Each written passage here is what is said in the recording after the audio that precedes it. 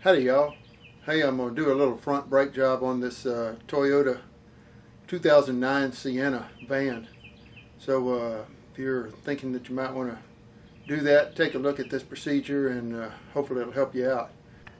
Now the tools that will be helpful is to have a hydraulic jack.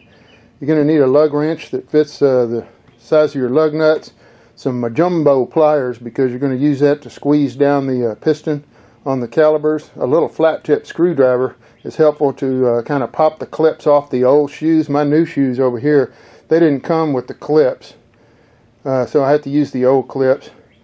And let's see, I believe that's a ratchet that's in a 14. Then we got an open end box end wrench that's a 15, and then I think that is I want to say a 17.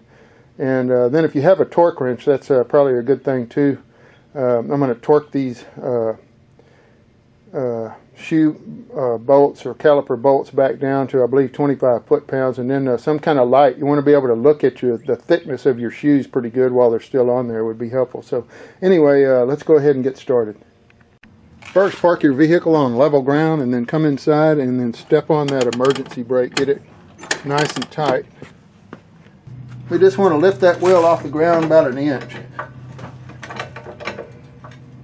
That looks pretty good. Now next we're going to break our lug nuts loose. You can do this with the tire on the ground, but if you have the emergency brake set really good and hard, you should be able to get them to break loose all right. Oh yeah. There we go. Now there's two bolts, and they're both a 14 that we're going to use to get this caliper loose. They're right here. They have kind of a lock nut that sometimes will turn on you.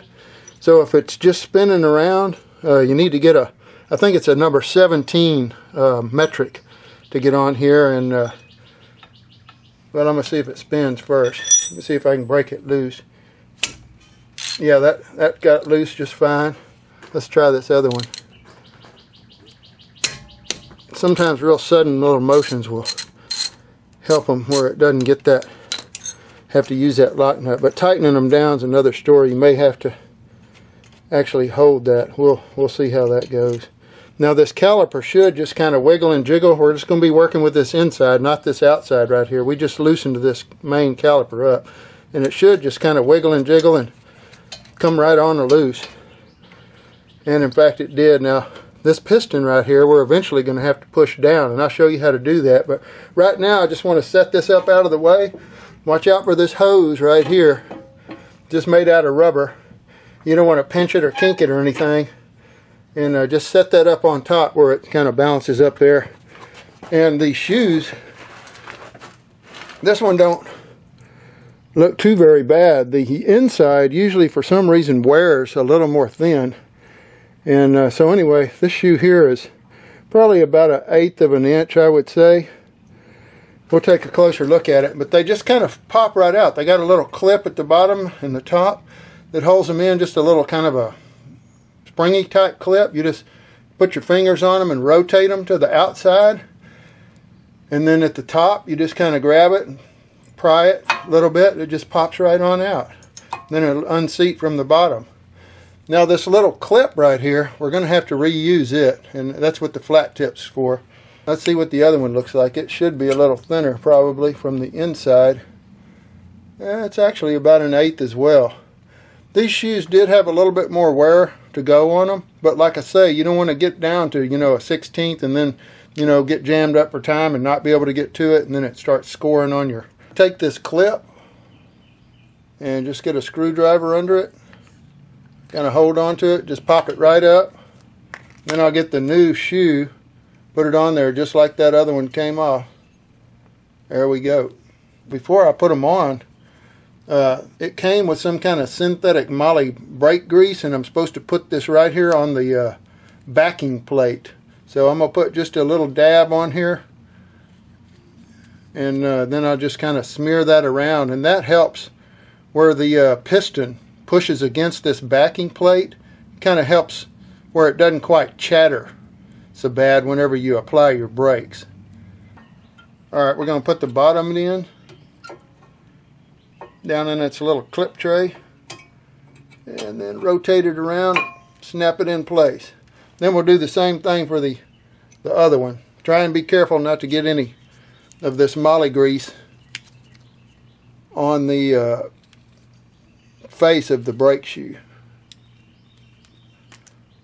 Now you want to inspect your rotors while you got this off, and if you're replacing your shoes at a decent interval, then you shouldn't be having much in the way of trouble.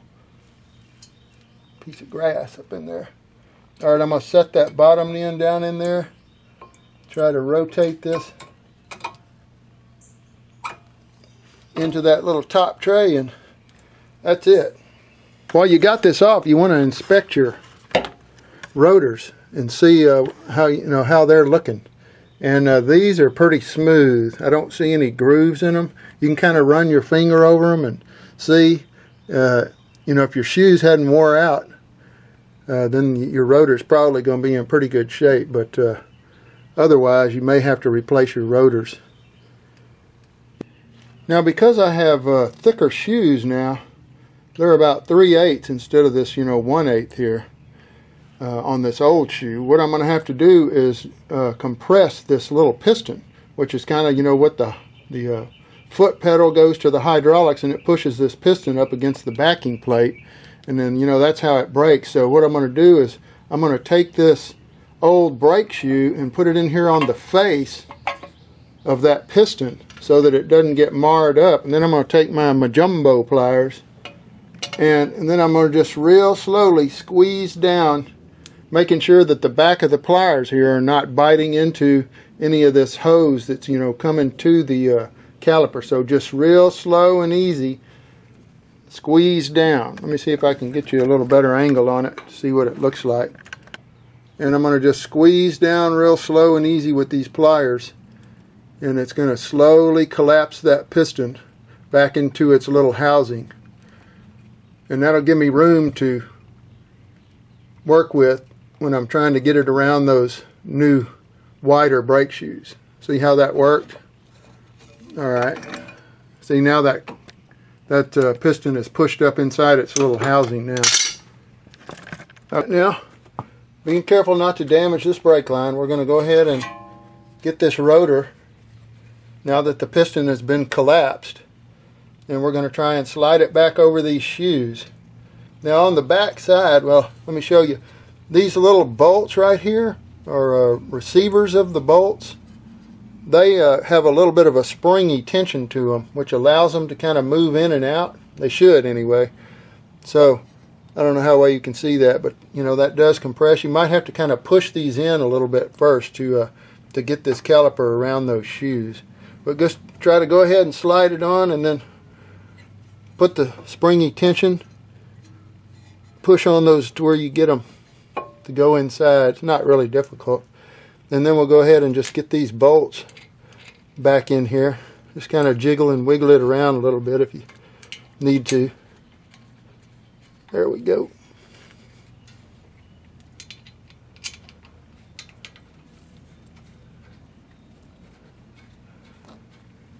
Alright, now these are going to be torqued down at 25 foot-pounds, and I've got my torque wrench set at 25 pounds. And if you don't have a torque wrench, just snug them down good. Don't try to break them off or anything. It's not holding the wheel on or anything. It's just holding this caliper on here. This other bracket's really what holds your brakes up against this rotor. So this is really just holding your caliper. So just snug them down good where you're confident they won't come off in the road or whatever. But anyway, I'm going to go ahead and try and torque this first one down. And I can see that this little lock nut is trying to turn already, so that's why I got my 17 millimeter open end box end, and then I'm going to see if I can push that torque wrench down to get it to click. There it goes. Alright, that one's locked in at 25 foot-pounds torque. Now I'm going to do the same thing down here to the bottom. I don't know. I'm going to have to hold it. Alright, let's see if we can get it to click on 25 foot-pounds now. There it goes. Alright. Anyway, that's pretty much it. We'll go ahead and get the wheel put back on. And now we're going to release the vehicle back down off of the jack. It's probably a good idea to also kind of check your brake fluid and make sure that it hasn't lost any brake fluid. You shouldn't have any leaks or drips using this method. It's not like the old days when you were opening up a brake line or whatever. But anyway, just make sure your brake level fluid is satisfactory. Okay, now we're going to go ahead and start the vehicle up.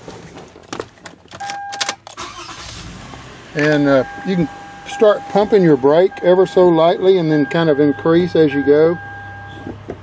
And then you can take your emergency brake off, but don't put it in gear yet. Just leave it in park till you pump it for a little bit, and then you get kind of a feel like you're starting to get, you know, not a mushy brake, but a firm brake. Once you have that, then you can go ahead and put it into gear. Okay, I'm going to go ahead and take it on up to speed a little bit, and then we'll test our brakes out after I've pumped them good, of course. So here we go, and hit the brakes. Yep, that stopped pretty good. So anyway, don't forget to like, subscribe, and share if you liked the video.